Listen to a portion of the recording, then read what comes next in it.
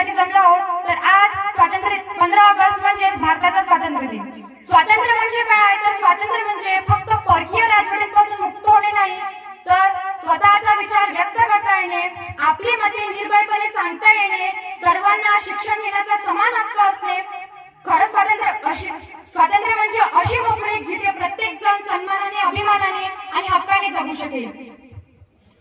आजच्या गौरवशाली दिवसाच्या आदल्या रात्रीची कल्पना करा. 14 ऑगस्ट 1947 ची रात्र. ब्रिटिश राजवट संपायला काहीच तास उरले होते. लाखो भारतीयांच्या डोळ्यात उत्सुकता, हृदयामध्ये भीती आणि मनात स्वातंत्र्य मिळण्याची आशा होती.